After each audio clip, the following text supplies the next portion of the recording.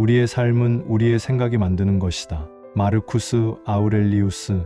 우리의 삶에는 언제나 그림자가 존재합니다. 원치 않는 시련, 예기치 못한 불행, 사람에게서 받은 상처, 세상을 살아가며 부정적인 감정과 상황을 피하기란 불가능에 가깝습니다. 많은 이들이 이 그림자에 갇혀 세상을 원망하고 자신의 처지를 비관하며 살아갑니다. 그러나 똑같은 비를 맞고도 어떤 이는 진흙을 보고 어떤 이는 무지개를 봅니다. 똑같은 역경 속에서도 어떤 이는 주저앉고 어떤 이는 더 높이 날아오를 발판으로 삼습니다. 무엇이 이 차이를 만드는 것일까요? 그것은 바로 마음의 방향입니다. 우리의 삶을 결정하는 것은 외부에서 일어나는 사건 그 자체가 아니라 그 사건을 바라보는 내면의 시선입니다. 부정적인 생각의 프리즘으로 세상을 보면 세상은 온통 잿빛이지만 긍정적인 생각의 프리즘을 끼면 절망 속에서도 희망의 빛을 발견할 수 있습니다. 이 글은 마음의 연금술에 관한 이야기입니다. 삶이라는 용광로 속에서 부정이라는 평범한 돌멩이를 긍정이라는 눈부신 황금으로 바꾸는 지혜에 대한 탐구입니다. 위대한 사상가들의 명언과 삶의 본질을 꿰뚫는 이야기를 통해 어둠을 탓하기보다 한 자루의 촛불을 켜는 용기를 함께 찾아봅시다. 제1부 생각의 프레임이 세상을 결정한다. 우리가 경험하는 세상은 객관적인 실체의 복사본이 아닙니다. 그것은 우리의 생각이란 프레임을 통해 편집되고 해석된 결과물입니다. 마음속에 어떤 생각을 품고 있느냐에 따라 우리가 말 딛고 선 세상의 풍경은 천국이 되기도 하고 지옥이 되기도 합니다. 긍정적인 삶의 첫걸음은 바로 이 생각의 힘을 인지하는 데서 시작됩니다. 세상에 좋고 나쁜 것은 없다. 다만 생각이 그렇게 만들 뿐이다. 윌리엄 셰익스피어. 셰익스피어는 희곡 햄릿을 통해 인간 내면의 통찰을 보여주었습니다. 이 말은 모든 사건은 본질적으로 중립적이라는 사실을 일깨워줍니다. 승진에서 누락된 사건은 그 자체로는 나쁜 일이 아닙니다. 그것을 나의 무능함의 증거이자 끝없는 절망의 시작으로 해석하는 우리의 생각이 그 사건을 고통으로 만듭니다. 반대로 새로운 기회를 모색하라는 신호이자 나를 돌아볼 성찰의 시간으로 해석한다면 그 사건은 성장의 발판이 될 수 있습니다. 사건에 대한 통제권은 우리에게 없을지라도 그것을 해석할 권리는 오롯이 우리 자신에게 있습니다. 사람은 하루 종일 생각하는 바로 그 자체이다. 랠프 월도 에머슨. 에머슨의 말은 생각이 단순히 스쳐 지나가는 파편이 아니라 우리의 정체성을 구축하는 벽돌임을 알려줍니다. 나는 할 수 없어. 세상은 불공평해. 아무도 나를 좋아하지 않아와 같은 부정적인 생각을 반복하면 우리의 뇌는 그 생각을 현실로 받아들이고 무기력하고 방어적인 사람으로 우리를 만들어갑니다. 반대로 나는 이겨낼 수 있어. 분명 좋은 점도 있을 거야. 나는 사랑받을 가치가 있어 라는 긍정적인 생각을 되새기면 우리는 자신감 있고 희망에 찬 존재로 변화합니다. 당신이 오늘 하루 가장 많이 한 생각은 무엇입니까? 그 생각이 바로 당신의 내일을 만들고 있습니다. 감옥 창살 사이로 본 두 개의 풍경. 한 감옥에 두 명의 죄수가 똑같은 감방에 갇혀 있었습니다. 두 사람은 같은 공간에서 같은 음식을 먹고 같은 시간을 보냈습니다. 그들의 유일한 즐거움은 감방 벽에 난 작은 창문을 통해 바깥 세상을 내다보는 것이었습니다. 첫 번째 죄수는 창문 아래를 내려다보는 것을 좋아했습니다. 창밖으로는 질퍽한 진흙탕과 사람들이 버린 쓰레기, 그리고 감옥의 높은 담벼락만이 보였습니다. 그는 매일같이 진흙탕을 보며 탄식했습니다. 이 지긋지긋한 진흙탕, 내 인생도 이 진흙탕처럼 더럽고 희망이 없구나. 나는 영원히 이곳을 벗어날 수 없을 거야. 그의 마음은 날이 갈수록 절망과 분노로 가득 찼고 그의 얼굴에서는 웃음이 사라졌습니다. 두 번째 죄수는 창문 위를 올려다보는 것을 좋아했습니다. 창밖으로는 파란 하늘과 흘러가는 구름, 그리고 밤이 되면 총총히 빛나는 별들이 보였습니다. 그는 매일 밤하늘의 별을 보며 생각했습니다. 저렇게 아름다운 별들이 있다니. 비록 내 몸은 이곳에 갇혀 있지만 내 마음은 저 별들처럼 자유롭게 날 수 있어. 언젠가 저 별빛 아래를 다시 걷는 날이 올 거야. 그의 마음은 희망과 평온으로 채워졌고 그는 감옥 안에서도 조용히 미소 짓는 법을 잃지 않았습니다. 세월이 흘러 두 사람에게 사면의 기회가 찾아왔습니다. 감옥 문이 열렸을 때 첫 번째 죄수는 이미 절망에 너무 깊이 빠져 바깥 세상으로 나아갈 힘조차 잃어버린 상태였습니다. 반면 두 번째 죄수는 그동안 꿈꿔왔던 별빛을 향해 당당하게 걸어 나갔습니다. 이 이야기는 우리의 시선이 어디를 향하고 있느냐가 얼마나 중요한지를 보여줍니다. 환경은 똑같았지만 한 사람은 진흙탕 부정을, 다른 한 사람은 별긍정을 선택했습니다.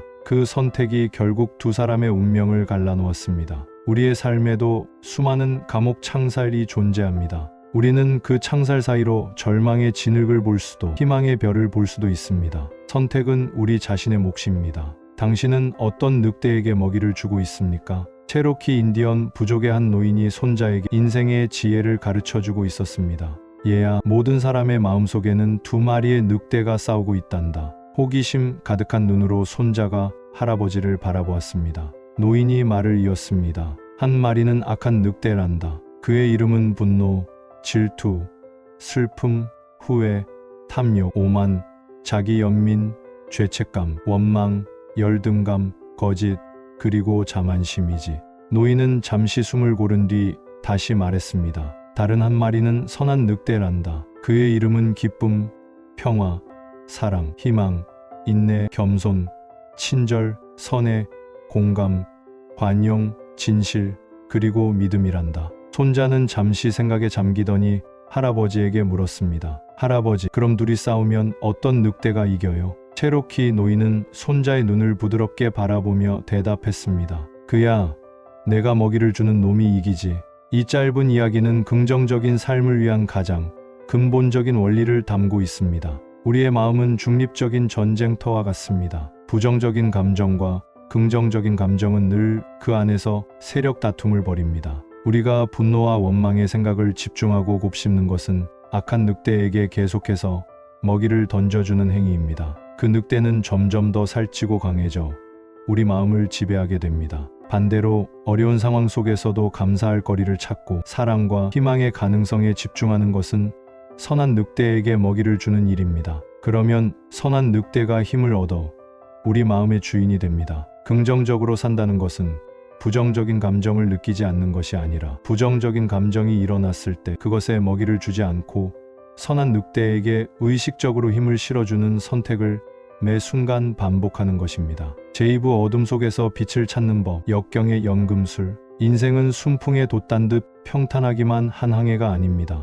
때로는 거친 풍랑을 만나고 암초에 부딪히기도 합니다. 많은 사람들이 역경을 불운과 저주로 여기며 좌절하지만 긍정적인 마음을 가진 이들은 그 속에서 성장의 기회를 발견합니다. 역경은 우리를 파괴하기 위해 오는 것이 아니라 우리 안에 잠재된 더 큰 힘을 일깨우기 위해 찾아오는 연금술의 재료일 수 있습니다. 나를 죽이지 못하는 것은 나를 더 강하게 만든다. 프리드리 니체의 이 강렬한 선언은 고난의 의미를 재정의합니다. 근육이 상처 입고 회복되는 과정을 통해 더 단단해지듯 우리의 정신 또한 시련을 겪고 이겨내는 과정을 통해 더 강인하고 깊어집니다. 실패의 고통, 상실의 슬픔, 좌절의 무력감은 우리 영혼의 근력을 키우는 훈련과 같습니다. 역경을 만났을 때 왜 나에게 이런 일이 묻는 대신 이 경험을 통해 나는 무엇을 배울 수 있는가? 라고 바꾸는 순간 고통은 성장의 동력으로 변모합니다. 나는 실패하지 않았다. 나는 단지 작동하지 않는 일만 가지 방법을 발견했을 뿐이다. 토머스 에디슨, 전구를 발명하기까지 수만 번의 실패를 거듭했던 에디슨의 이 말은 실패에 대한 긍정적 재해석의 정수를 보여줍니다. 그는 실패를 끝이 아니라 과정으로 보았습니다. 각각의 실패는 목표에서 멀어지는 것이 아니라 오답을 하나씩 지워나가며 정답에 더 가까워지는 과정이었습니다. 이러한 관점은 우리에게 무한한 용기를 줍니다. 어떤 시도에 실패했더라도 그것은 나는 실패자라는 의미가 아닙니다. 단지 그 방법은 통하지 않았다는 데이터를 얻었을 뿐입니다. 이 데이터를 바탕으로 우리는 더 나은 방법을 시도할 수 있습니다. 금이 간 항아리의 비밀. 인도의 한 마을에 매일 강에서 물을 길어 주인에게 배달하는 물지개꾼이 있었습니다. 그는 두 개의 항아리를 가지고 있었는데 하나는 온전했지만 다른 하나는 한쪽에 금이 가 있었습니다. 물을 가득 채워 집으로 돌아오는 동안 금이 간 항아리에서는 물이 조금씩 새어나와 집에 도착할 때쯤이면 늘 절반밖에 남아있지 않았습니다. 온전한 항아리는 자신의 완벽함에 의기양양했고 금이 간 항아리는 자신의 흠 때문에 늘 부끄럽고 미안한 마음을 가졌습니다. 2년이 지난 어느 날 금이 간 항아리는 더 이상 자신의 결점을 참을 수 없어 물지개꾼에게 말했습니다. 주인님, 제가 너무 부끄럽습니다. 제게 금이 가서 주인님의 수고를 절반이나 낭비하게 만들고 있어요. 정말 죄송합니다. 물지개꾼은 미소를 지으며 말했습니다. 그랬느냐? 그럼 우리가 집으로 돌아가는 길에 길가를 잘 살펴보렴. 돌아오는 길, 금이 간 항아리는 길 한쪽에 아름다운 야생화들이 만발한 것을 보았습니다. 물지개꾼이 말했습니다. 보았느냐? 길 한쪽에만 꽃이 피어있지. 나는 내게 금이가 있다는 것을 처음부터 알고 있었단다. 그래서 일부러 내가 있는 쪽 길가에 꽃씨를 뿌려두었지. 그리고 매일 우리가 물을 길어 오가는 동안 너는 그 꽃들에게 물을 주고 있었던 거야. 지난 2년간 나는 이 아름다운 꽃들을 꺾어 주인의 식탁을 장식할 수 있었단다. 만약 내가 지금의 모습 그대로가 아니었다면 이런 아름다움을 결코 누릴 수 없었을 것이다. 금이 간 항아리는 더 이상 부끄럽지 않았습니다. 자신의 가장 큰 약점이라고 생각했던 틈이 실은 세상을 아름답게 만드는 특별한 재능이었음을 깨달았기 때문입니다. 우리 모두는 저마다 금이 간 항아리와 같은 결점과 약점을 가지고 있습니다. 그러나 관점을 바꾸면 그 결점이야말로 우리를 특별하게 만들고 세상에 고유한 기여를 할 수 있게 하는 통로가 될 수 있습니다. 부정적인 자기인식에 갇히지 말고 당신의 틈으로 어떤 꽃을 피울 수 있을지 상상해 보세요. 거절이 선물한 위대한 마법사. 오늘날 J. 롤링의 이름을 모르는 사람은 거의 없습니다. 그녀가 창조한 해리포터 시리즈는 전 세계 수억 명의 사람들에게 마법 같은 경험을 선물했습니다. 하지만 이 위대한 성공 뒤에는 처절한 실패와 절망의 시간이 있었습니다. 1990년대 초 롤링은 이혼 후 어린 딸을 혼자 키우며 정부 보조금으로 생활하는 가난한 싱글맘이었습니다. 그녀는 우울증에 시달렸고 스스로를 내가 아는 가장 큰 실패자라고 생각했습니다. 그녀가 가진 것이라고는 낡은 타자기로서 내려간 오래된 아이디어, 즉 마법사 소년의 이야기뿐이었습니다. 원고를 완성한 후 그녀는 수많은 출판사에 원고를 보냈지만 돌아오는 것은 차가운 거절의 편지뿐이었습니다. 무려 12곳의 출판사가 해리포터의 가치를 알아보지 못하고 출판을 거절했습니다. 보통 사람이라면 진작에 포기했을 상황이었습니다. 하지만 롤링은 훗날 이 시기를 이렇게 회상했습니다. 실패는 제 삶에서 불필요한 것들을 모두 벗겨냈습니다. 저는 더 이상 다른 누군가인 척할 필요가 없었고 제 모든 에너지를 제게 가장 중요한 단 하나의 작업에 쏟아부을 수 있었습니다. 실패는 제가 상상했던 그 어떤 시험보다 저를 단단하게 만들어 주었고 제 자신에 대해 그리고 제 인간관계에 대해 놀라운 것들을 가르쳐 주었습니다. 실패는 제게 자유를 주었습니다. 결국 한 작은 출판사에서 기적적으로 출판 계약이 성사되었고 그 이후의 이야기는 우리가 아는 그대로입니다. J. 롤링의 이야기는 역경이 우리를 어떻게 단련시키는지를 보여주는 강력한 증거입니다. 그녀에게 실패는 끝이 아니라 군더더기를 걷어내고 본질에 집중하게 만든 선물이었습니다. 인생의 가장 어두운 터널을 지날 때 기억하세요. 그 터널의 끝에는 당신의 상상을 뛰어넘는 빛이 기다리고 있을지도 모릅니다. 제3부 감사의 습관. 가장 단순한 행복의 길. 부정적인 생각의 늪에서 빠져나와 긍정의 땅으로 건너가는 가장 빠르고 확실한 다리는 감사입니다. 우리의 뇌는 동시에 두 가지에 집중하기 어렵습니다. 불평과 감사는 공존할 수 없습니다. 없는 것을 불평하는 대신 이미 가지고 있는 것에 의식적으로 집중하고 감사하기 시작할 때 우리 삶의 풍경은 극적으로 변화합니다. 가진 것에 감사하면 더 많은 것을 갖게 될 것이다. 없는 것에 집중하면 결코 만족하지 못할 것이다. 오프라 윈프리는 감사 일기의 힘을 세상에 널리 알린 장본인입니다. 그녀는 매일 자신이 감사하게 생각하는 것 5가지를 기록하는 단순한 습관이 자신의 인생을 완전히 바꾸었다고 고백합니다. 감사는 만족의 문을 여는 열쇠입니다. 우리가 건강한 몸, 마실 수 있는 깨끗한 물, 따뜻한 잠자리, 사랑하는 사람들의 존재와 같이 당연하게 여기는 것들에 감사하기 시작하면 우리는 이미 얼마나 많은 것을 가진 부자인지를 깨닫게 됩니다. 이러한 풍요로움의 느낌은 더 많은 긍정적인 경험을 삶으로 끌어당기는 자석 역할을 합니다. 감사는 가장 위대한 덕일 뿐만 아니라 다른 모든 덕의 어버이다.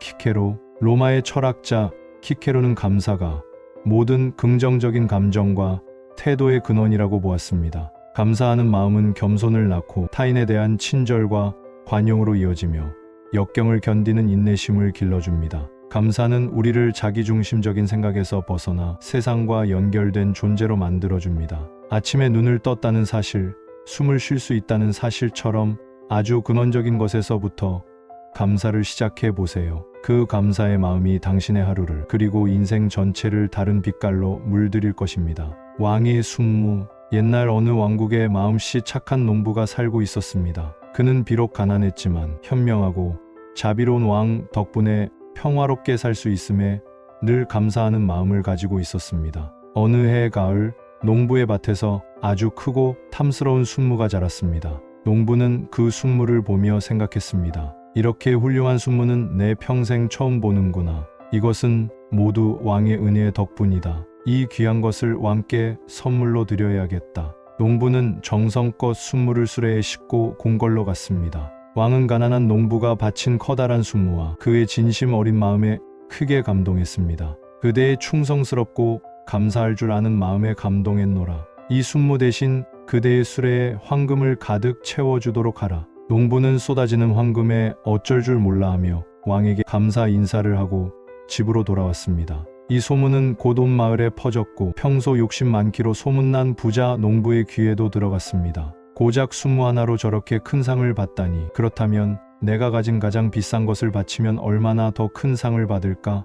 욕심쟁이 부자는 자신이 가진 말 중에서 가장 값비싸고 혈통 좋은 말을 끌고 왕에게 갔습니다. 전하, 저희 모든 재산 중에서 가장 귀한 이 말을 전하께 바치옵니다. 부디 저희 충정을 받아주소서. 왕은 부자의 속셈을 금방 알아차렸습니다. 그는 부드럽게 웃으며 말했습니다. 그대의 마음이 참으로 갸륵하구나. 나 또한 내게 가장 소중한 것으로 그대에게 보답하고 싶다. 얼마 전 한 농부가 내게 아주 크고 귀한 순무를 바쳤는데 그것을 그대에게 선물로 주겠노라. 욕심쟁이 부자는 말을 잃고 순무를 얻은 채 터덜터덜 궁궐을 나올 수밖에 없었습니다. 이 이야기는 진정한 감사의 힘을 보여줍니다. 가난한 농부의 감사는 대가를 바라지 않는 순수한 마음에서 우러나왔기에 황금이라는 더 큰 풍요로움으로 돌아왔습니다. 반면 욕심쟁이 부자의 선물은 더 큰 것을 얻기 위한 거래였기에 그의 마음은 채워지지 못했습니다. 감사는 계산이 아니라 마음의 상태입니다. 순수한 감사의 마음을 가질 때 우주는 우리에게 가장 좋은 것을 돌려줍니다. 긍정의 생태계. 누구와 함께하는가? 우리는 섬이 아닌 서로에게 영향을 주고받는 사회적 존재입니다. 당신이 사용하는 말투, 당신이 하는 생각, 당신의 감정 상태는 주변 사람들에게 큰 영향을 받습니다. 긍정적인 삶을 살기로 결심했다면 의식적으로 긍정적인 환경을 조성해야 합니다. 특히 당신이 시간을 보내는 사람들은 당신의 마음밭에 뿌려지는 씨앗과 같습니다. 당신은 당신이 가장 많은 시간을 보내는 5사람의 평균이다. 짐 론, 자기개발 분야의 대가인 짐 론의 이 말은 매우 현실적인 조언입니다. 비판과 불평이 습관인 사람들과 어울리며 우리도 모르게 세상을 부정적으로 보는 법을 배우게 됩니다. 반면 서로를 격려하고 지지하며 가능성을 믿어주는 사람들과 함께하며 우리의 긍정적인 잠재력 또한 꽃을 피우게 됩니다. 당신의 평균을 높여줄 사람들을 가까이 하세요. 그들이 당신을 더 나은 버전의 당신으로 이끌어줄 것입니다. 당신을 만나는 모든 사람이 더 나아지고 더 행복해져서 떠나게 하라. 테레사 수녀. 이 말은 우리가 주변 환경에 끌려다니는 존재일 뿐만 아니라 환경을 창조하는 주체임을 일깨워줍니다. 다른 사람이 나에게 긍정적인 영향을 주기를 기다리기 전에 내가 먼저 다른 사람에게 긍정의 에너지원이 되어주세요. 따뜻한 미소, 진심 어린 칭찬 한마디, 공감의 눈빛은 돈 한 푼 들이지 않고도 다른 사람의 하루를 빛나게 할 수 있습니다. 내가 뿜어내는 긍정의 에너지는 결국 나에게로 되돌아와 더 큰 긍정의 선순환을 만들어냅니다. 개가 담긴 통의 교훈. 어부들이 사용하는 통에 관한 이야기가 있습니다. 만약 통 안에 개 한 마리만 있다면 그 개는 미끄러운 통벽을 기어올라 쉽게 탈출할 수 있습니다. 하지만 통 안에 여러 마리의 개가 함께 있다면 상황은 달라집니다. 한 마리가 필사적으로 벽을 기어올라 통의 가장자리에 거의 다다를 때쯤 밑에 있던 다른 개들이 그의 다리를 붙잡고 다시 아래로 끌어내립니다. 결국 통 안에 어떤 개도 탈출하지 못하고 모두 함께 갇히는 신세가 됩니다. 이게 통 속의 심리는 부정적인 관계가 개인의 성장에 미치는 해로운 영향을 상징적으로 보여줍니다. 당신이 더 나은 삶을 위해 긍정적인 변화를 시도할 때 주변의 어떤 사람들은 당신을 끌어내리려 할지 모릅니다. 내가 뭘 한다고 그래. 그거 다 소용없는 짓이야. 괜히 유난 떨지 마와 같은 말로 당신의 희망에 찬물을 끼얹습니다. 그들은 당신의 성공이 자신의 실패나 안주를 더욱 두드러지게 만들까봐 두려워하는 것입니다. 이런 개들을 원망할 필요는 없습니다. 그들 또한 자신의 두려움과 불안 속에서 행동하는 것이기 때문입니다. 다만 우리가 해야 할 일은 그들의 손이 닿지 않는 곳까지 끊임없이 기어오르는 것입니다. 그리고 때로는 과감하게 그 통에서 빠져나와 서로가 위로 올라갈 수 있도록 등을 밀어주는 사람들이 있는 새로운 통으로 옮겨갈 용기도 필요합니다. 결론, 긍정은 나약함이 아닌 가장 용감한 선택. 인간에게서 모든 것을 앗아갈 수 있어도 단 한 가지, 마지막 남은 인간의 자유, 즉 어떤 상황에 놓이더라도 자신의 태도를 선택하고 자기 자신의 길을 선택할 자유는 앗아갈 수 없다. 빅터 프랭클. 나치의 강제 수용소라는 극한의 절망 속에서 삶의 의미를 찾아낸 심리학자 빅터 프랭클의 이 말은 우리가 오늘 나눈 모든 지혜를 관통하는 핵심입니다. 긍정적인 삶이란 고통과 슬픔이 없는 유토피아를 꿈꾸는 것이 아닙니다. 그것은 현실을 외면하는 나약한 낙관주의도 아닙니다. 진정한 긍정은 삶의 모든 어둠과 고통을 직시하면서도 그 안에서 의미를 찾고 희망을 선택하려는 의식적이고 용감한 투쟁입니다. 그것은 우리의 생각을 다스리고 일부, 역경을 성장의 발판으로 삼으며 이부, 일상 속에서 감사를 실천하고 삼부, 긍정적인 관계를 가꾸어 나가는 사부, 꾸준한 훈련의 결과물입니다. 당신이 지금 어떤 상황에 처해 있든 당신에게는 선택할 힘이 남아 있습니다. 절망의 진흙탕을 볼 것인가, 희망의 별을 볼 것인가, 악한 늑대에게 먹이를 줄 것인가, 선한 늑대에게 먹이를 줄 것인가, 금이 간 것을 부끄러워할 것인가, 그 틈으로 꽃을 피울 것인가. 세상이 당신에게 부정의 돌멩이를 던질 때 그것을 원망의 무기로 되돌려 던지지 마십시오. 대신 당신의 마음속 연금술 용광로에 그것을 넣고 긍정이라는 불꽃으로 녹여 마침내 빛나는 황금으로 만들어 내십시오. 그 황금은 당신의 삶을 밝힐 뿐만 아니라 주변 세상까지도 환하게 비추는 등불이 될 것입니다. 말의 무게, 침묵의 깊이, 사람과 사람 사이, 그 인연의 숲속에 고요하지만 깊은 울림을 주는 이가 있다. 그는 말이 적고 마음은 깊으며 타인의 언어에 쉽게 흔들리지 않고 스스로의 평정을 잃지 않는다. 그가 지닌 가장 큰 힘은 화려한 언변이 아닌 의미를 품은 침묵이다. 인생에서 진정한 품격을 지닌 사람은 흔히들 이 침묵의 가치를 이해하고 삶으로 살아내는 사람이다. 이 침묵이란 어색하거나 할 말이 없는 공백의 상태를 의미하는 것이 아니다. 남을 무시하는 냉담함이나 소통을 거부하는 벽이 아니다. 그것은 오히려 쏟아내고 싶은 말을 안으로 갈무리하여 그 무게와 가치를 저울질하는 깊은 성찰의 공간이다. 이 침묵은 말을 빚어내는 현명한 대장장이의 용광로와 같다. 이 용광로를 거치지 않은 말은 언제나 가볍고 날카로워 상처를 입히지만 깊은 침묵 속에서 정련된 말은 사람의 마음을 움직이는 힘을 갖는다. 이 침묵은 철학자 파스칼이 말한 자기 성찰의 상태와 맞닿아 있다. 인간의 모든 불행은 단 한 가지, 고요히 자신의 방에 머물지 못하는 데서 비롯된다. 라고 그는 말했다. 밖으로 향하는 소란스러운 말들을 멈추고 고요히 내면을 들여다보는 침묵의 시간 속에서 우리는 비로소 말의 본질과 마주하게 된다.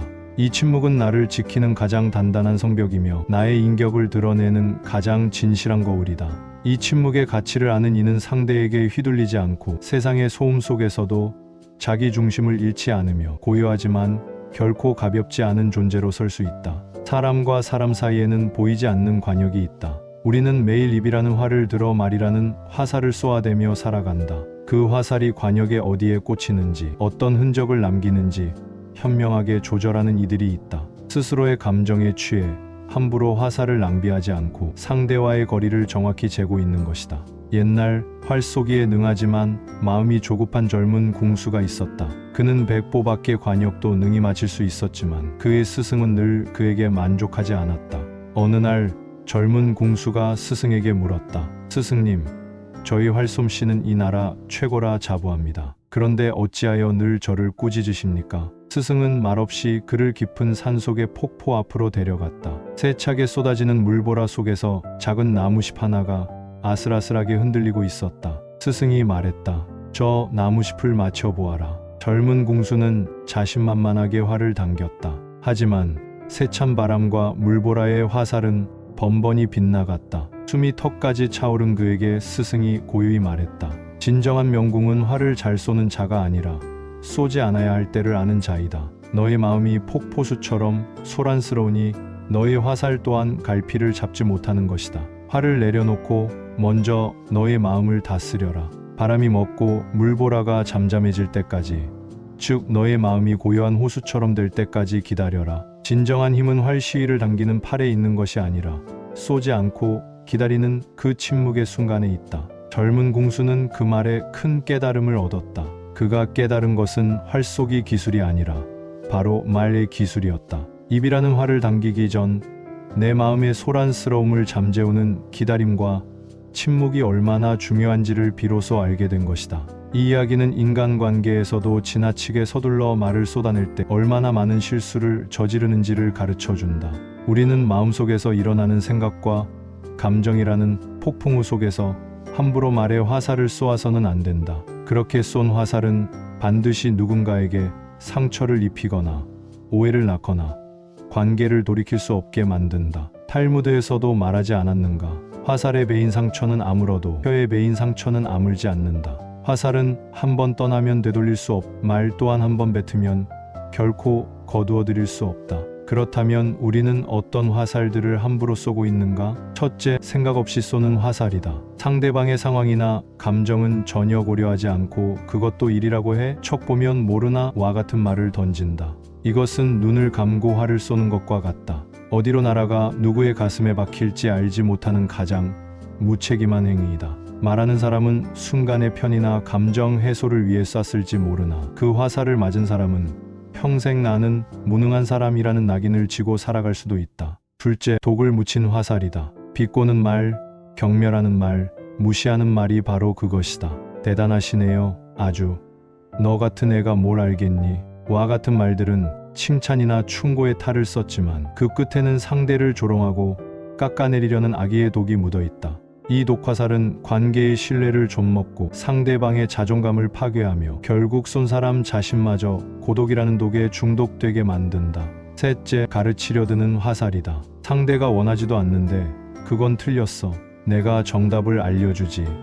내 경험에 비추어 보면 말이야 라며 높은 곳에서 아래를 향해 쏘는 화살이다. 진심 어린 조언과 자신의 우월감을 확인하려는 가르침은 하늘과 땅 차이다. 이러한 오만한 화살은 상대방을 미숙한 존재로 낙인 찍고 대화의 문을 닫아버리게 만든다. 고대 그리스의 철학자 소크라테스는 내가 아는 유일한 것은 내가 아무것도 모른다는 것이다 라고 말했다. 진정한 지혜는 알물 뽐내는 것이 아니라 모름을 인정하는 겸손에서 시작된다. 넷째, 자신만을 향해 쏘는 화살이다. 모든 대화의 관역을 자기 자신에게로 돌리는 이기적인 자랑의 화살이다.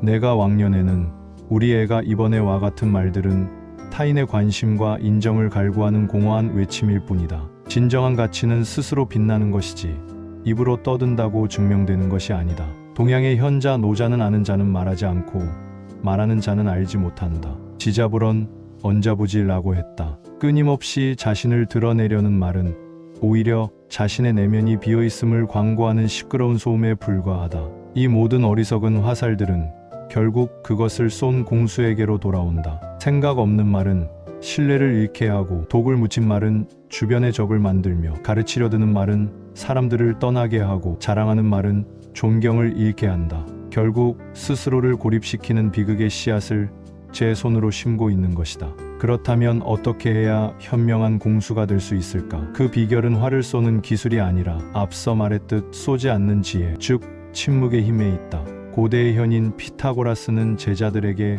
이렇게 가르쳤다. 둘 중 하나를 선택하라. 침묵하거나 침묵보다 나은 말을 하거나. 이것이 바로 우리 모두가 따라야 할 황금률이다. 입을 열기 전 스승의 가르침처럼 내 마음의 소란이 잠잠해질 때까지 기다리는 멈춤의 시간을 가져라. 그리고 그 침묵의 시간 속에서 소크라테스가 제시한 세 개의 문을 통과시켜보라. 첫째, 진실의 문이다. 내가 하려는 말이 과연 명백한 사실인가? 추측이나 뜬 소문은 아닌가? 둘째, 선의의 문이다.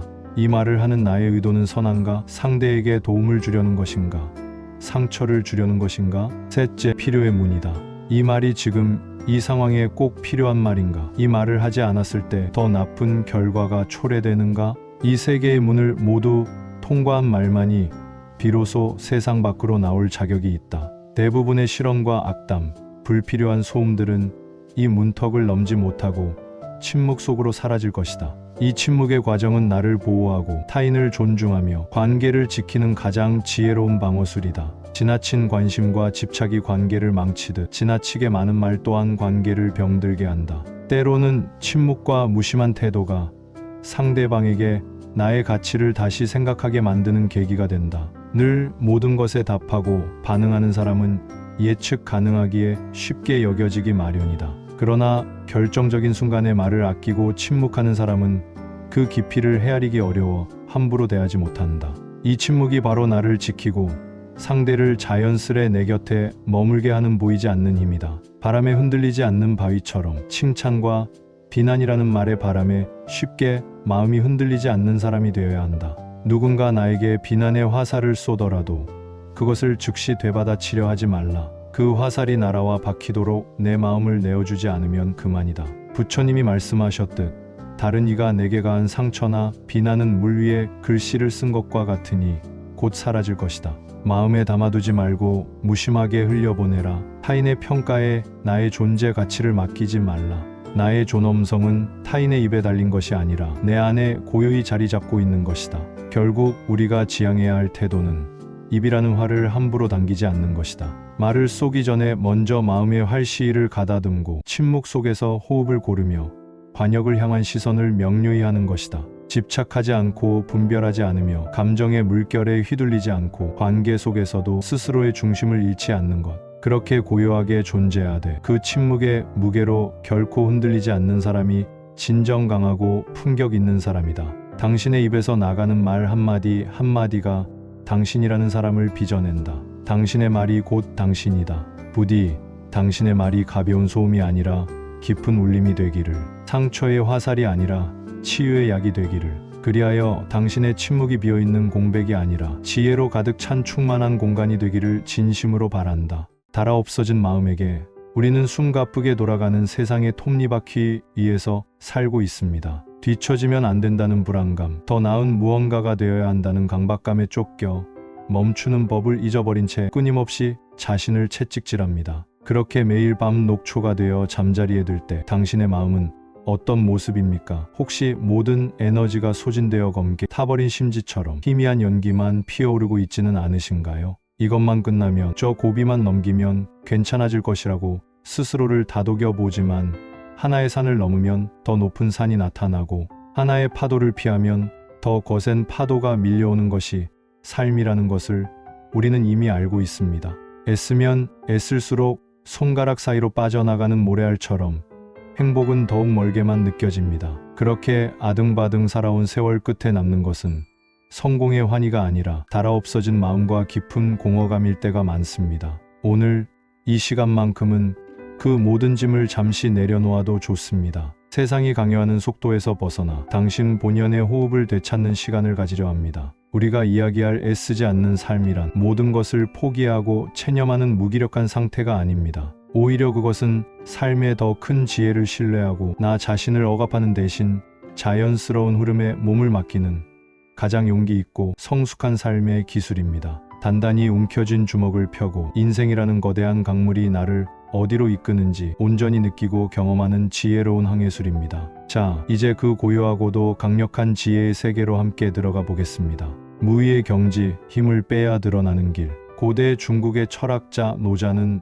우주 만물의 근원적인 원리를 도라고 불렀습니다. 그리고 그 도를 따르는 가장 이상적인 삶의 태도를 무의자연, 즉 아무것도 억지로 하지 않는 자연스러움이라고 했습니다. 그는 말합니다. 가장 높은 선은 물과 같다. 물은 만물을 이롭게 하지만 다투지 않고 모든 이가 싫어하는 낮은 곳으로 흐른다. 그러므로 도에 가깝다. 상선약수, 수설리 만물이 부쟁, 처중인지소, 고기여도 물은 자신의 형태를 고집하지 않습니다. 네모난 그릇에서는 네모가, 둥근 그릇에서는 원이 됩니다. 길을 막는 거대한 바위를 만나면 부수려 들거나 싸우지 않고 그저 부드럽게 감싸고 돌아서 흘러갑니다. 이처럼 애쓰지 않음이란 나의 작은 자아와 계획을 내려놓고 삶의 자연스러운 이치에 순응하는 것입니다. 노자의 사상을 이어받은 장자는 이 무의의 경지를 더욱 생생한 이야기로 풀어냅니다. 바로 포정의유, 소를 잡는 백정 포정의 이야기입니다. 포정이 문예군을 위해 소를 잡는데 그의 손놀림과 칼놀림은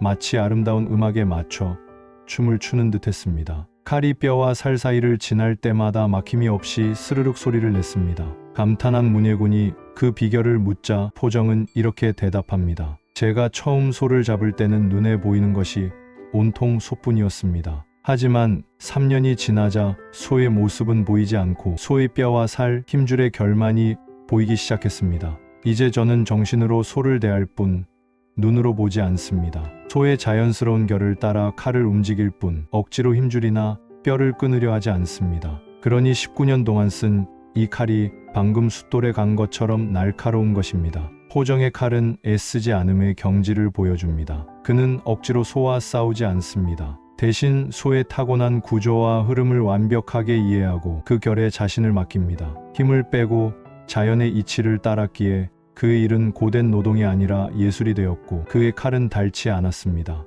우리의 삶도 이와 같습니다. 인생의 문제들을 억지로 끊어내고 부수려 할 때 우리의 마음이라는 칼은 무뎌지고 상처 입습니다. 하지만 문제의 결을 이해하고 삶의 자연스러운 흐름을 따라 움직일 때 우리는 힘들이지 않고도 많은 일을 해낼 수 있습니다. 당신이 지금 어떤 문제 앞에서 힘겨워하고 있다면 잠시 멈춰 포정의 마음으로 그 문제를 바라보십시오. 억지로 싸우려 하지 말고 그 문제의 본질적인 결이 어디인지, 힘을 빼고 자연스럽게 흘러갈 수 있는 길이 어디인지를 조용히 관찰해 보십시오. 길은 당신의 힘이 아니라 당신의 지혜가 발견하는 것입니다. 유연함의 힘, 부러지는 것과 휘어지는 것의 차이, 굳건하고 강한 것이 언제나 옳은 것은 아닙니다. 때로는 부드러움과 유연함이 우리를 더 멀리, 더 안전하게 이끌어줍니다. 이솝 우화 속 떡갈나무와 갈대의 이야기는 이 진리를 명확하게 보여줍니다. 폭풍우가 몰아치는 날 자신의 강인함을 믿었던 거대한 떡갈나무는 세찬 바람에 정면으로 맞서 싸웠습니다. 한 치도 굽히지 않으려는 그 꼿꼿함은 비장해 보였지만 결국 자신의 힘을 과신한 오만이었습니다. 바람의 거대한 힘 앞에 떡갈나무는 뿌리째 뽑히는 비참한 최후를 맞았습니다. 반면 연약해 보였던 갈대는 바람이 부는 대로 기꺼이 몸을 눕혔습니다. 저항하는 대신 바람과 함께 춤을 추었고 그 거대한 에너지를 자신의 위로 무사히 흘려보냈습니다. 폭풍이 끝난 후 폐허가 된 숲에서 유일하게 온전한 모습으로 다시 일어선 것은 바로 갈대였습니다. 우리는 살면서 떡갈나무가 되어야 한다고 교육받습니다. 확고한 신념, 변치 않는 계획, 강철 같은 의지를 가지라고 말입니다. 하지만 인생은 예측 불가능한 폭풍으로 가득합니다. 너무나 단단하게 굳어있는 사람은 예상치 못한 실패, 갑작스러운 변화, 타인의 비판이라는 바람 앞에서 쉽게 부러지고 맙니다. 자신의 계획이 틀어지는 것을 견디지 못하고 자신의 신념과 다른 의견을 받아들이지 못하며 상처받지 않기 위해 쌓아 올린 마음의 벽에 스스로 갇히게 됩니다. 진화의 아버지는 찰스 다윈은 말했습니다. 결국 살아남는 종은 가장 강한 종도, 가장 지능이 높은 종도 아니다. 변화에 가장 잘 적응하는 종이다. 진정한 생존력과 강함은 굳건함이 아니라 적응력과 유연함에서 나옵니다. 로마의 황제이자 스토아 철학자였던 마르쿠스 아우렐리우스는 그의 명상록에서 이렇게 적었습니다. 일어나는 일은 모두 일어나야 할 올바른 일이다. 자세히 관찰하면 그것을 알게 될 것이다. 이는 맹목적인 수능이 아니라 내 힘으로 바꿀 수 없는 현실의 폭풍우를 인정하고 그 안에서 내가 할 수 있는 최선을 찾는 갈대의 지혜입니다. 당신의 삶에 예기치 않은 변화가 찾아왔습니까? 직장을 잃었거나 관계가 끝났거나 건강에 문제가 생겼습니까? 떡갈나무처럼 분노하고 저항하며 에너지를 소모하지 마십시오. 갈대처럼 잠시 허리를 굽히고 상황을 받아들이십시오. 모든 변화는 끝이 아니라 새로운 시작을 위한 변곡점일 수 있습니다. 유연한 마음만이 그 변화의 흐름을 타고 새로운 기회의 땅으로 흘러갈 수 있습니다. 과정에 머무는 즐거움, 도착이라는 신기루. 현대인의 가장 큰 병은 도착병입니다. 우리는 항상 어딘가에 도착해야만 행복해질 것이라고 믿습니다. 좋은 대학에 합격하면, 원하는 회사에 취업하면, 내 집을 장만하면, 은퇴를 하면 우리의 행복은 언제나 저 너머의 미래에 저당 잡혀 있습니다. 심리학에서는 이를 도착의 오류라고 부릅니다. 목표를 달성하면 영원한 행복이 찾아올 것이라는 착각이지만 막상 그곳에 도착하면 기쁨은 잠시일 뿐 곧 새로운 목표와 불안이 우리를 기다립니다. 우리는 사다리의 꼭대기만 바라보며 오르느라 사다리를 오르는 동안 창밖으로 펼쳐지는 아름다운 노을과 발밑에서 피어나는 작은 들꽃을 보지 못합니다. 삶은 목적지가 아니라 그 자체로 하나의 여정입니다. 목적지에 도착해야만 의미 있는 것이 아니라 한 걸음 한 걸음을 내딛는 과정 전체가 바로 삶의 본질입니다. 베트남의 승려이자 평화운동가인 틱나탄 스님은 마음 챙김의 지혜를 이렇게 설명했습니다. 설거지를 할 때는 오직 설거지만을 하라. 깨끗한 그릇을 얻기 위해서가 아니라 설거지를 하는 그 순간을 온전히 즐기기 위해 설거지를 하라.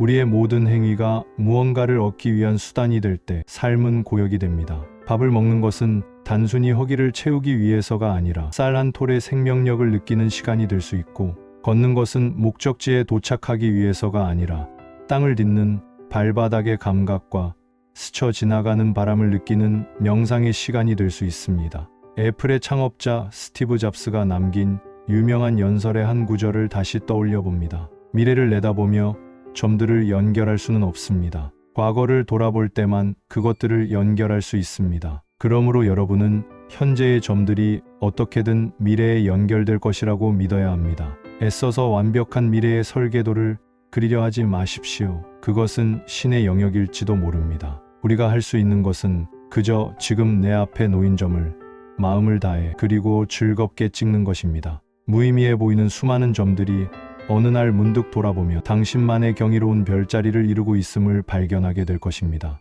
지금 당신이 하는 일이 무엇이든 그것을 미래를 위한 희생이라고 생각하지 마십시오. 그 일 자체가 당신 삶의 온전한 한순간이며 그 자체로 소중한 목적입니다. 비움의 미학 놓아주어야 자유로운 것들. 우리의 마음은 너무 많은 것들을 짊어지고 있습니다. 지나간 일에 대한 후회, 아직 오지 않은 일에 대한 걱정, 타인의 시선, 이루지 못한 욕망, 이 무거운 짐들을 내려놓지 않는 한 우리는 결코 가볍게 걸을 수 없습니다. 애쓰지 않는 삶의 핵심은 바로 이 내려놓음의 기술에 있습니다. 유명한 선 이야기가 하나 있습니다. 두 명의 스님이 길을 가다 강가에서 한 여인을 만났습니다. 여인은 불어난 강물 때문에 강을 건너지 못하고 있었습니다. 한 스님이 말없이 여인을 번쩍 들어 업고 강을 건네주었습니다. 강을 건넌 후 두 스님은 다시 묵묵히 길을 걸었습니다. 한참을 가던 다른 스님이 참지 못하고 불평을 터뜨렸습니다. 수행하는 몸으로 어찌 여인의 몸에 손을 댈 수 있단 말이오. 그러자 여인을 업어주었던 스님이 빙그레 웃으며 말했습니다.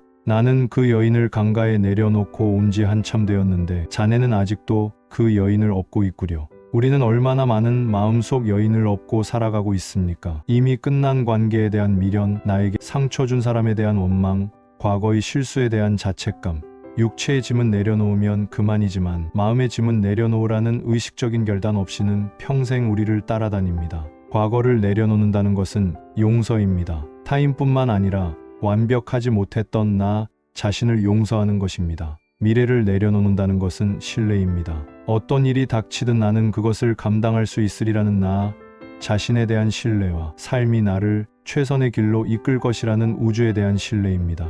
미국의 사상가 랄프 왈도 에머슨은 우리에게 이렇게 말합니다. 끊임없이 당신을 다른 무언가로 만들려는 세상 속에서 온전한 자기 자신으로 존재하는 것, 그것이 가장 위대한 성취다. 타인의 시선과 기대를 내려놓을 때 우리는 비로소 우리 자신으로 존재할 자유를 얻습니다. 모든 사람에게 사랑받으려 애쓰지 마십시오. 그것은 불가능한 일이며 그 과정에서 당신은 자신을 잃게 될 것입니다. 나를 좋아하지 않는 사람이 있다는 사실을 담담하게 받아들이십시오. 당신의 가치는 그들의 인정 여부에 달려 있지 않습니다. 그 모든 짐을 내려놓고 텅 빈 마음으로 세상을 보십시오.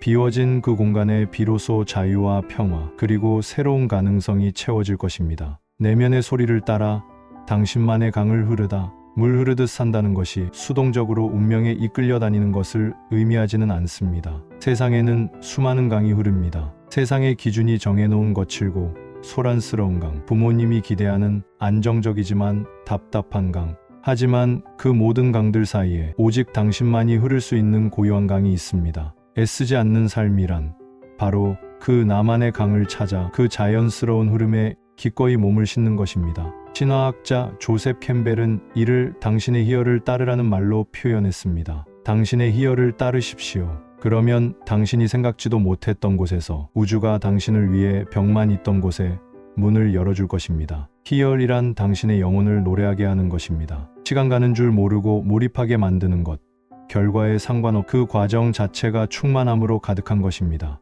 누군가에게는 코드를 짜는 것이고 누군가에게는 흙을 만지는 것이며 또 다른 누군가에게는 다른 일을 돕는 것일 수 있습니다. 그 일을 할 때 우리는 노력한다고 느끼지 않습니다. 오히려 에너지가 충전되고 살아있음의 기쁨을 느낍니다. 하지만 어떻게 그 내면의 목소리를 들을 수 있을까요? 세상의 소음이 너무나 크기 때문입니다. 첫째, 고독의 시간을 가지십시오. 홀로 자연 속을 걷거나 조용히 명상에 잠기거나 일기를 쓰며 누구에게도 보여주지 않을 솔직한 마음을 적어 보십시오. 소음이 잦아들 때 내면의 속삭임이 들리기 시작합니다. 둘째, 어린아이처럼 놀아보십시오. 아무런 목적 없이 잘해야 한다는 부담감 없이 그저 호기심만으로 새로운 것을 시도해 보십시오. 서툰 솜씨로 그림을 그리고 음정이 틀려도 좋으니 노래를 부르며 한 번도 가보지 않은 길을 걸어보십시오. 당신의 희열은 종종 이 쓸모없는 놀이 속에서 발견됩니다. 소설 연금술사의 작가 파울로 코엘료는 말합니다. 자네가 무언가를 간절히 원할 때 온 우주는 자네의 소망이 실현되도록 도와준다네. 여기서 간절히 원한다는 것은 조바심 내며 애쓰는 것이 아닙니다. 그것은 당신의 영혼 깊은 곳에서 울려나오는 진정한 부름에 귀를 기울이고 그것을 따르기로 결심하는 것입니다. 그 결심의 순간 당신은 더 이상 혼자가 아닙니다. 온 우주가 당신의 항해를 돕는 순풍이 되어줄 것입니다. 다른 사람의 속도에 맞춰 억지로 노젓기를 멈추고 당신의 돛을 올려 내면의 바람을 타십시오. 바다에 이르는 길, 삶에 너무 애쓰지 마십시오. 당신이 온 힘을 다해 버틸수록 세상은 더 강한 힘으로 당신을 밀어낼 것입니다. 힘을 빼십시오. 그리고 거대한 생명의 흐름을 신뢰하십시오. 물처럼 유연한 마음으로 당신의 길을 가로막는 장애물과 싸우는 대신 그것을 감싸고 돌아가는 지혜를 배우십시오. 갈대처럼 부드러운 자세로 인생의 시련 앞에서 기꺼이 허리를 굽혀 그 힘이 당신을 스쳐 지나가게 하십시오. 결과라는 신기루를 좇는 것을 멈추고 지금 이 순간의 과정 속에서 충만한 기쁨을 발견하십시오. 과거에 대한 후회와 미래에 대한 불안, 타인의 시선이라는 무거운 짐을 강물에 흘려보내고 텅 빈 자유로움으로 걸어가십시오. 그리고 마침내 당신의 영혼을 노래하게 하는 내면의 강을 찾아 그 고요하고도 힘찬 흐름에 온전히 당신을 맡기십시오. 이것은 결코 약함이나 포기가 아닙니다. 이것은 가장 깊고 가장 성숙하며 가장 강인한 삶의 방식입니다. 부드러운 물이 수천 년에 걸쳐 단단한 바위를 깎아내듯 애쓰지 않고 흐르는 당신의 삶은 그 어떤 역경도 넘어설 수 있는 고요한 힘을 지니게 될 것입니다. 당신은 이미 당신만의 바다로 향하는 강물 위에 있습니다. 조바심 내지 않아도 서두르지 않아도 괜찮습니다. 모든 강물은 결국 바다에서 만나게 될 테니까요. 오늘 우리는 사람과 사람 사이 그 미묘하고도 중요한 거리에 대한 이야기를 나누려 합니다. 우리는 늘 좋은 사람이 되어야 한다고 배워왔습니다. 친절하고 상냥하며 언제나 베푸는 사람. 하지만 그 친절의 끝에서 당신은 무엇을 얻으셨습니까? 존중이었나요? 아니면 당연함이었나요? 오늘의 이야기는 무조건적인 친절이 아닌 나를 지키고 스스로를 귀하게 만드는 현명한 거리 두기에 관한 것입니다. 사람을 만날 때 무작정 잘해주지 마십시오. 당신이라는 존재의 가치를 상대가 스스로 깨닫게 만드십시오. 이제 그 지혜의 첫 페이지를 함께 넘겨보겠습니다. 제1장 친절이라는 위험한 착각. 우리는 태어나면서부터 암묵적인 가르침을 받습니다. 친절하라. 웃는 얼굴에 침 못 뱉는다. 가는 정이 있어야 오는 정이 있다. 이 말들은 틀림없이 일리가 있습니다. 하지만 이 가르침에는 치명적인 함정이 숨어 있습니다. 바로 정도와 대상을 가르쳐주지 않았다는 점입니다. 당신은 어떻습니까? 거절하지 못해 곤란한 부탁을 들어주고 불편한 분위기를 깨기 위해 억지로 웃어 보이고 모두에게 좋은 사람이 되기 위해 당신의 시간과 감정을 소모하고 있지는 않으신가요? 그렇게 모두에게 100%의 친절을 베풀었을 때 당신에게 돌아온 것은 100%의 존중이었습니까? 아니면 100%의 편안함이었습니까? 사람들은 당신을 존중해야 할 사람으로 여깁니까? 아니면 부탁하기 편한 사람으로 여깁니다. 지나친 친절은 독이 든 성배와 같습니다. 달콤해 보이지만 결국 당신의 영혼을 마르게 합니다.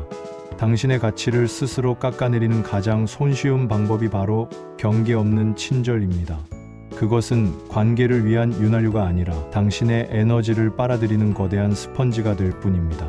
독일의 철학자 프리드리히 니체는 이렇게 말했습니다. 괴물과 싸우는 사람은 그 싸움 속에서 스스로도 괴물이 되지 않도록 조심해야 한다. 그리고 내가 심연을 오랫동안 들여다본다면 심연 또한 너를 들여다볼 것이기 때문이다. 이 말은 인간관계에도 그대로 적용됩니다. 우리는 타인의 인정을 받으려는 욕망, 즉 인정의 심연을 끊임없이 들여다봅니다. 그 심연에 빠져들수록 우리는 나를 잃고 타인의 기대라는 괴물에 잠식당합니다. 모두에게 좋은 사람이 되려는 노력은 결국 아무에게도 특별한 사람이 되지 못하는 길로 이어집니다. 당신의 친절이 당연함이 되는 순간 당신은 더 이상 인격체가 아닌 기능으로 전락하고 맙니다. 문을 열어주는 기능, 부탁을 들어주는 기능, 감정 쓰레기통이 되어주는 기능처럼 말이죠. 기억하십시오. 당신은 누군가의 편의를 위해 존재하는 사람이 아닙니다. 당신의 친절은 값싼 사탕이 아니라 신중하게 선물해야 할 귀한 보석입니다. 그 보석을 아무에게나 던져주지 마십시오. 당신의 가치를 알아보는 사람에게만 그 영롱한 빛을 보여주십시오. 처음 만남부터 모든 것을 내어주지 마세요. 당신의 친절에는 무게가 있어야 하고 그 무게는 당신 스스로 정하는 것입니다. 제2장 존재의 희소성. 당신은 귀한 선물이다. 세상의 모든 가치는 희소성에서 비롯됩니다. 다이아몬드가 비싼 이유는 아름답기 때문이기도 하지만 무엇보다 희귀하기 때문입니다. 매일 밤하늘에 뜨는 달은 아름답지만 수십 년에 한 번 볼 수 있는 개기일식은 전 세계를 흥분시킵니다. 이 원리를 당신의 인간관계에 적용해 보십시오. 당신의 시간, 당신의 관심, 당신의 감정, 당신의 지혜. 이 모든 것은 당신만이 가진 한정된 자원입니다. 그런데 왜 이 귀한 자원을 시장에 널린 야채처럼 값싸게 나눠주고 있습니까? 누구나 원할 때마다 당신을 찾을 수 있고 언제든 당신의 시간을 점유할 수 있다면 당신의 가치는 자연스럽게 하락합니다. 프랑스의 패션 디자이너 코코 샤넬은 독보적인 자기 확신으로 세상을 매료시킨 인물입니다. 그녀는 이렇게 말했습니다. 가장 용감한 행동은 자신을 위해 생각하는 것이다. 그리고 그것을 소리내어 말하는 것이다. 여기서 자신을 위해 생각한다는 것은 나의 시간과 에너지가 얼마나 소중한지 깨닫는 것에서 시작합니다. 당신의 24시간은 오롯이 당신의 것입니다. 그 시간을 누구와 함께 보낼지, 어떤 일에 쓸지는 당신이 결정해야 할 가장 중요한 문제입니다. 누군가의 부름에 즉시 달려나가는 것은 당신이 한가하다는 신호가 아니라 당신의 삶에 뚜렷한 우선순위가 없다는 신호로 읽힐 수 있습니다. 상대방이 당신을 귀하게 여기게 만들고 싶다면 먼저 당신 스스로를 귀하게 대해야 합니다. 당신의 존재가 한정판 명품임을 스스로 인식해야 합니다. 첫째, 즉시 답하지 마십시오. 메시지나 연락에 1초 만에 반응할 필요 없습니다. 당신에게는 당신의 일이 있고 당신의 생각이 있습니다. 잠시 시간을 두고 생각한 뒤 차분하고 밀도 있는 답변을 하는 것이 훨씬 더 깊은 인상을 줍니다. 둘째, 모든 약속에 예라고 말하지 마십시오. 당신의 스케줄은 존중받아야 합니다. 당신의 컨디션과 계획이 우선입니다. 가끔은 다음에 보자 혹은 그날은 다른 계획이 있다고 말할 수 있는 용기가 필요합니다. 그것은 상대를 무시하는 것이 아니라 나 자신을 존중하는 행위입니다. 셋째, 당신만의 세계를 가지십시오. 관계에 모든 것을 걸지 마세요. 당신이 열중할 수 있는 취미, 당신을 성장시키는 공부, 당신을 행복하게 하는 혼자만의 시간을 가지십시오. 당신이 없는 자리에서 상대방이 당신을 궁금해하게 만드세요. 당신이라는 책은 첫 페이지부터 마지막 장까지 한 번에 다 읽혀서는 안 됩니다. 한 장 한 장 넘길 때마다 새로운 매력이 발견되는 깊이 있는 책이 되어야 합니다. 당신은 언제든 구매할 수 있는 공산품이 아닙니다. 오랜 기다림과 노력 끝에 만날 수 있는 귀한 작품입니다. 당신의 가치를 스스로 매기십시오. 그리고 그 가격표를 당당하게 붙여두십시오. 값을 치를 능력이 없는 사람은 알아서 물러날 것이고 그 가치를 아는 사람만이 당신 곁에 남을 것입니다. 제3장 건강한 무관심이 지닌 힘. 무관심이라는 단어는 종종 차갑고 이기적인 태도로 오해받습니다. 하지만 우리가 이야기하려는 무관심은 그런 냉담함과는 거리가 멉니다. 여기서 말하는 무관심이란 타인의 감정과 평가에 나의 행복이 좌우되지 않도록 하는 내면의 힘입니다. 그것은 관계를 끊어내는 것이 아니라 오히려 건강하게 이어가기 위한 필수적인 경계선입니다. 사람에게 지나치게 관심을 쏟으면 우리는 그 사람의 작은 말 한마디, 사소한 행동 하나에 천국과 지옥을 오갑니다. 그의 표정이 어두우면 내가 뭘 잘못했나 전전긍긍하고, 그의 연락이 뜸해지면 마음이 식었나 불안에 떱니다. 이것은 관계가 아니라 소유욕이며 관심이 아니라 집착입니다. 이런 관계는 결코 평온할 수 없습니다. 독일의 소설가 헤르만 헤세는 데미안에서 이렇게 말했습니다. 새는 알에서 나오려고 투쟁한다. 알은 세계이다. 태어나려는 자는 하나의 세계를 깨뜨려야 한다. 여기서 알은 타인의 시선과 인정으로 만들어진 안락하지만 비좁은 세계입니다. 그 알을 깨고 나오는 투쟁이 바로 건강한 무관심을 배우는 과정입니다. 타인이 나를 어떻게 생각할까에 대한 불안에서 벗어나 나는 나 자신이다라는 단단한 자아를 찾아가는 여정입니다. 건강한 무관심은 다음과 같은 힘을 발휘합니다. 첫째, 당신을 신비로운 존재로 만듭니다. 상대방의 모든 일에 감정적으로 반응하고 사사건건 얽히는 사람은 예측하기 쉽습니다. 하지만 적당한 거리를 두고 무심하게 자신의 삶에 집중하는 사람은 속을 알 수 없는 매력을 풍깁니다. 사람들은 쉽게 손에 잡히지 않는 것에 더 큰 호기심과 갈망을 느낍니다. 당신의 무관심은 상대방으로 하여금 저 사람은 무슨 생각을 할까? 나는 저 사람에게 어떤 존재일까? 스스로 질문하게 만듭니다. 둘째, 감정의 낭비를 막아줍니다.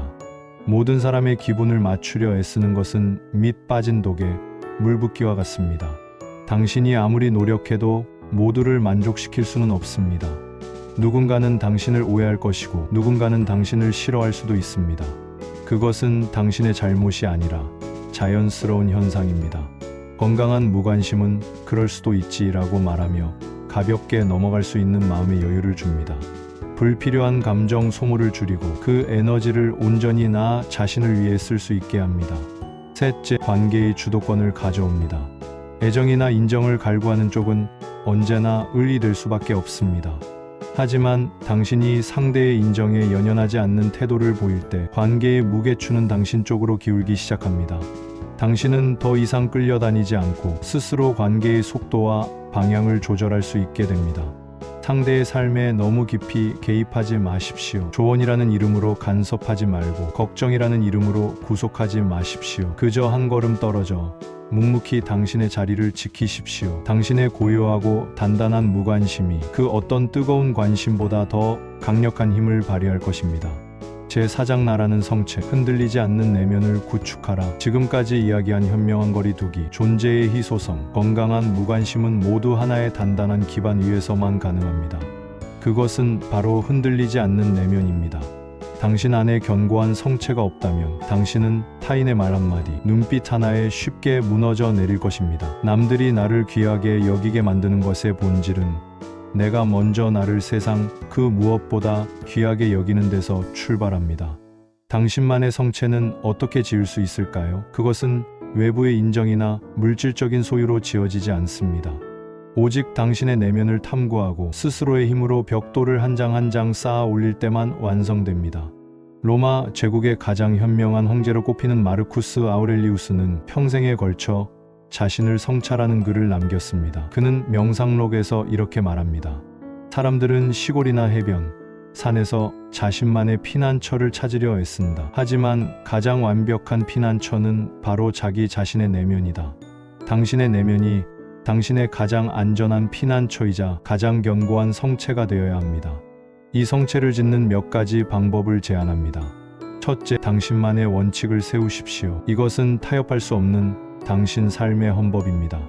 예를 들어, 나는 거짓말하는 사람과는 깊은 관계를 맺지 않는다. 나의 휴식 시간은 누구도 침범할 수 없다. 나는 나의 신념에 반하는 일은 하지 않는다와 같은 것들입니다. 이 원칙이 명확할수록 당신은 관계 속에서 길을 잃지 않습니다. 다른 사람의 요구가 당신의 원칙과 부딪힐 때 당신은 망설임 없이 당신의 길을 선택할 수 있습니다. 둘째, 지식과 지혜로 성벽을 높이십시오. 끊임없이 배우고 사유하십시오. 책을 읽고 새로운 기술을 배우고 깊이 있는 대화를 나누십시오. 당신의 머릿속이 풍부한 지식과 깊은 지혜로 채워질수록 당신은 타인의 얕은 평가에 상처받지 않습니다. 당신의 가치는 누군가의 인정이 아니라 당신 스스로 쌓아 올린 지성의 높이로 증명됩니다. 지적인 사람은 함부로 대하기 어려운 아우라를 풍깁니다. 셋째, 고독을 즐기는 법을 배우십시오. 혼자 있는 시간을 두려워하지 마십시오. 고독은 외로움이 아니라 온전히 나 자신과 만나는 신성한 시간입니다. 혼자서 영화를 보고 산책을 하고 맛있는 음식을 먹고 여행을 떠나보십시오. 혼자서도 충분히 행복하고 충만할 수 있을 때 당신은 타인에게 기생하는 관계를 맺지 않게 됩니다. 누군가가 있어야만 행복한 사람은 그 누군가에게 평생을 휘둘리게 됩니다. 넷째, 당신의 몸을 아끼고 돌보십시오. 당신의 육체는 당신 영혼이 사는 집입니다. 잘 먹고 잘 자고 꾸준히 운동하십시오. 건강한 신체에서 건강한 정신이 나옵니다. 스스로를 함부로 대하는 사람, 자신의 몸을 돌보지 않는 사람은 타인에게도 존중받기 어렵습니다. 당신의 몸을 귀하게 여기는 태도 자체가 타인에게 보내는 강력한 메시지입니다. 당신 안에 누구도 무너뜨릴 수 없는 성체를 세우십시오. 그 성 안에서 당신은 비로소 평화로워질 것이며 세상의 어떤 폭풍 후에도 흔들리지 않는 존재가 될 것입니다. 사람들은 그 견고하고 아름다운 성을 동경하며 당신을 함부로 대할 수 없는 귀한 존재로 여기게 될 것입니다. 제5장 침묵의 언어, 말보다 강한 메시지. 인간관계에서 우리는 종종 너무 많은 말을 합니다. 어색한 분위기를 채우기 위해, 나를 더 잘 보여주기 위해, 상대의 마음을 얻기 위해 쉴 새 없이 떠듭니다. 하지만 진정한 고수들은 말의 공백, 즉 침묵을 사용할 줄 압니다. 침묵은 단순히 말이 없는 상태가 아닙니다. 그것은 그 어떤 웅변보다 강력한 메시지를 전달하는 전략적인 언어입니다. 말이 많은 사람은 가벼워 보이기 쉽습니다. 자신의 모든 생각을 필터 없이 쏟아내는 사람은 속이 훤히 들여다보여 신비감이 사라집니다. 반면 필요한 순간에만 입을 열고 깊이 있는 침묵을 지킬 줄 아는 사람은 무게감과 신뢰감을 줍니다. 중국 고대 철학자 노자는 도덕경에서 말의 과잉을 경계하며 이렇게 말했습니다. 많이 아는 자는 떠벌리지 아니하며 떠벌리는 자는 많이 알지 못한다. 지자불언 언자부지. 이 지혜를 관계에 적용해 봅시다. 적절한 침묵은 당신을 어떻게 더 가치 있는 존재로 만들까요? 첫째, 침묵은 당신을 관찰자로 만듭니다. 당신이 말을 멈추고 귀를 열 때 비로소 상대방의 진짜 모습이 보이기 시작합니다. 사람들은 침묵의 공백을 견디지 못하고 스스로를 드러내기 마련입니다. 그들의 말, 표정, 몸짓을 통해 당신은 더 많은 정보를 얻을 수 있습니다. 말하는 사람은 정보를 소비하지만 듣는 사람은 정보를 수집합니다. 관계의 초반, 섣불리 나를 드러내기보다 침묵 속에서 상대를 깊이 관찰하는 것이 현명합니다. 둘째, 침묵은 당신의 말에 무게를 더합니다. 평소에는 과묵하지만 결정적인 순간에 한마디를 던지는 사람의 말은 힘이 있습니다. 모두가 그 말에 귀를 기울입니다. 매일 쏟아내는 10마디의 가벼운 말보다 일주일에 한 번 하는 한마디의 신중한 말이 더 큰 영향력을 가집니다. 당신의 의견을 보석처럼 아끼십시오. 꼭 필요할 때만 꺼내어 그 가치를 증명하십시오. 셋째, 침묵은 감정적인 다툼을 막는 방패입니다. 상대가 비난이나 불평을 쏟아낼 때 즉각적으로 반박하거나 변명하는 것은 불에 기름을 붓는 격입니다. 그럴 때 잠시 입을 다물고 상대를 바라보십시오. 당신의 침묵은 나는 당신의 감정적인 파도에 휩쓸리지 않겠다는 단호한 선언입니다. 감정이 격해진 상태에서는 어떤 논리적인 대화도 불가능합니다. 당신의 침묵이 폭풍우를 지나가게 하는 시간을 벌어줄 것입니다. 폭풍이 잦아든 후에야 비로소 이성적인 대화가 가능해집니다. 물론 침묵이 항상 정답은 아닙니다. 오해를 풀어야 할 때, 마음을 표현해야 할 때는 용기 있게 말해야 합니다. 하지만 대부분의 경우 우리는 필요 이상으로 많은 말을 하며 스스로의 가치를 떨어뜨리고 있습니다. 이제부터 의식적으로 침묵을 연습해 보십시오. 대화 중에 상대방의 말이 끝나도 바로 내 말을 시작하지 말고 3초 정도의 여백을 두어 보세요. 곤란한 질문을 받았을 때 생각 좀 해보겠습니다 라고 말하며 침묵의 시간을 확보하세요. 당신의 침묵이 깊어질수록 당신이라는 존재의 깊이도 함께 깊어질 것입니다. 사람들은 그 고요한 기품 앞에서 당신을 함부로 재단하지 못할 것입니다. 제6장 우아한 거절의 기술. 모두에게 좋은 사람이 되려는 욕구는 종종 거절하지 못하는 병으로 나타납니다. 우리는 거절이 상대방에게 상처를 줄까봐 혹은 나를 이기적인 사람으로 볼까봐 두려워합니다. 그래서 나의 시간과 에너지를 희생하며 무리한 부탁을 들어줍니다. 하지만 거절하지 못하는 당신의 착한 마음은 결국 당신을 만만한 사람으로 만드는 지름길입니다. 건강한 인간관계는 명확한 경계선 위에서 성립됩니다. 그리고 그 경계선을 긋는 가장 확실한 도구가 바로 거절입니다. 우아한 거절은 관계를 망치는 것이 아니라 오히려 당신의 가치와 원칙을 상대에게 각인시켜 더욱 건강한 관계로 발전시키는 계기가 됩니다. 투자의 귀재 워런 버핏은 성공의 비결에 대해 이렇게 말했습니다. 성공한 사람과 정말로 성공한 사람의 차이는 정말로 성공한 사람은 거의 모든 것에 아니오라고 말한다는 것이다. 이것은 비단 사업에만 해당되는 이야기가 아닙니다. 당신의 삶이라는 가장 중요한 프로젝트에서도 마찬가지입니다. 당신의 소중한 자원을 지키기 위해 당신은 수많은 사소한 것들에 아니오라고 말할 수 있어야 합니다. 그렇다면 어떻게 상처 주지 않고 나의 가치는 지키면서 우아하게 거절할 수 있을까요? 첫째, 미안함 대신 단호함을 선택하십시오.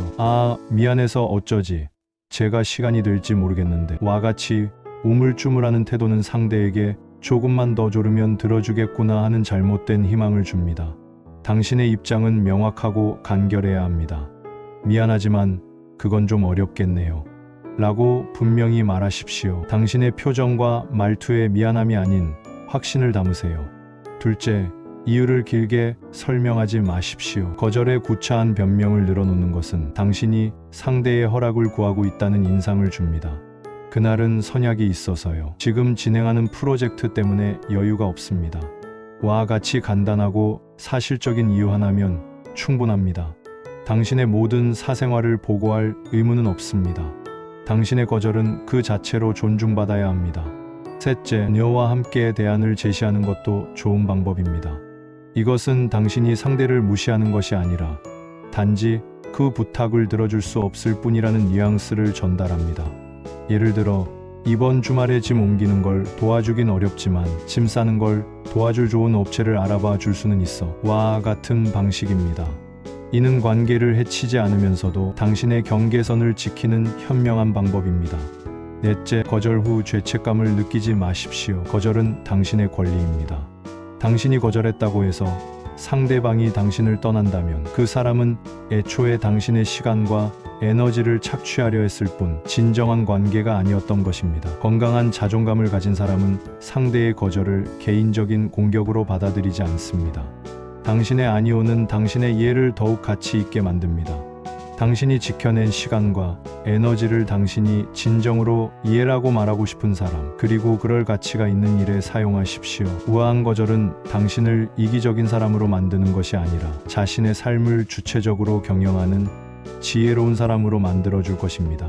제7장 상호주의의 법칙, 주고받는 관계의 미학. 우리가 지금까지 나눈 이야기들이 당신을 이기적이고 대산적인 사람으로 만들려는 것이라고 오해해서는 안 됩니다. 인간은 사회적 동물이며 우리는 타인과 교류하고 서로 도우며 살아가야 합니다. 핵심은 누구에게 그리고 어떻게 당신의 마음과 자원을 나눌 것인가에 있습니다. 그 황금률은 바로 상호주의의 법칙입니다. 상호주의란 받은 만큼 돌려주고 준 만큼 돌려받는 관계의 균형을 의미합니다. 이것은 100원을 줬으니 정확히 100원을 내놓으라는 식의 삭막한 계산이 아닙니다. 서로의 시간과 감정, 노력을 존중하고 한쪽의 일방적인 희생으로 유지되는 관계를 경계하라는 지혜입니다. 고대 그리스의 철학자 아리스토텔레스는 우정에 대해 깊이 탐구했습니다. 그는 우정을 세 가지, 즉 쾌락의 우정, 이익의 우정, 덕의 우정으로 나누었습니다. 아리스토텔레스에 따르면 쾌락이나 이익에 기반한 관계는 그것들이 사라지면 쉽게 깨진다. 하지만 서로의 좋은 덕을 사랑하고 상대방이 잘 되기를 바라는 덕의 우정이야말로 진실하고 오래 지속되는 관계이다. 이 덕의 우정의 바탕에는 깊은 상호 존중과 균형이 깔려 있습니다. 한쪽은 계속해서 주기만 하고 다른 한쪽은 받기만 한다면 그것은 우정이 아니라 착취입니다. 당신의 관계들을 이 상호주의의 렌즈로 들여다보십시오. 항상 당신이 먼저 당신이 먼저 약속을 잡습니까? 당신이 힘든 일을 털어놓을 때 상대방은 진심으로 귀 기울여 줍니까? 아니면 화제를 돌리거나 자기 얘기만 늘어놓습니까? 당신이 무언가 베풀었을 때 상대방도 다른 형태로라도 고마움을 표현하고 보답하려 노력합니까? 상호주의의 원칙을 적용하는 것은 당신의 소중한 에너지를 어디에 투자해야 할지 알려주는 나침반이 됩니다. 첫째, 당신에게 주는 사람에게 더 많이 주십시오. 당신의 가치를 알아보고 당신의 시간에 감사하며 당신의 감정을 존중하는 사람이 있습니다. 그들은 당신이 베푼 작은 친절에도 진심으로 고마워하고 어떻게든 보답하려고 애씁니다. 이런 관계야말로 당신이 시간과 에너지를 아낌없이 쏟아부어야 할 우량주입니다. 이런 관계는 서로에게 힘이 되어주며 함께 성장하는 선순환을 만듭니다. 둘째, 받기만 하는 관계는 과감히 정리하거나 거리를 두십시오. 이들을 감정의 흡혈귀라고 부릅니다. 그들은 당신의 긍정적인 에너지와 시간을 빨아먹고 자신의 배를 채웁니다. 그들에게 당신은 친구가 아니라 편리한 도구일 뿐입니다. 이런 관계에 미련을 갖지 마십시오. 당신이 물을 주지 않으면 그들은 알아서 말라 죽거나 다른 숙주를 찾아 떠날 것입니다. 셋째, 새로운 관계에서는 먼저 작은 것을 주고 상대의 반응을 살피십시오. 이것을 관계의 테스트라고 할 수 있습니다. 당신이 작은 호의를 베풀었을 때 상대가 그것을 당연하게 여기는지 아니면 감사하며 비슷한 수준의 호의로 돌려주려 하는지를 관찰하십시오. 이 작은 반응이 그 사람의 관계 패턴을 보여주는 중요한 단서가 됩니다. 기억하십시오. 건강한 관계는 시소와 같습니다. 어느 한쪽으로 완전히 기울어지지 않고 서로의 무게를 존중하며 즐거운 균형을 이룰 때 가장 아름답습니다. 당신의 친절과 사랑을 그 무게를 감당할 줄 아는 사람과만 나누십시오. 제8장 존중은 얻는 것, 애정은 사는 것이 아니다. 이제 우리의 긴 여정을 마무리할 시간입니다. 오늘 우리는 친절의 함정에서부터 시작하여 희소성의 원칙, 건강한 무관심, 내면의 성체, 침묵의 언어, 우아한 거절, 그리고 상호주의의 법칙에 이르기까지 나를 지키고 귀하게 만드는 다양한 지혜들을 탐험했습니다. 이 모든 이야기의 중심을 관통하는 하나의 진리가 있습니다. 그것은 바로 당신이 당신 자신을 대하는 방식이 세상이 당신을 대하는 방식을 결정한다는 것입니다. 타인의 존중과 사랑을 얻기 위해 밖으로만 향했던 당신의 시선을 이제 안으로 돌리십시오. 당신은 타인의 애정을 돈이나 노력으로 살 수 없습니다.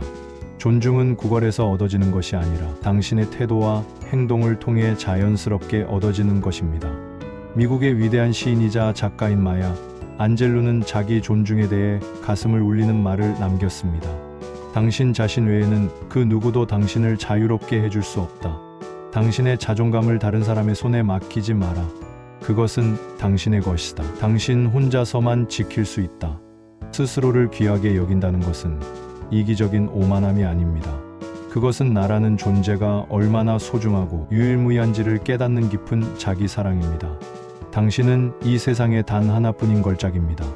당신의 생각, 당신의 감정, 당신의 시간은 그 무엇과도 바꿀 수 없는 보물입니다.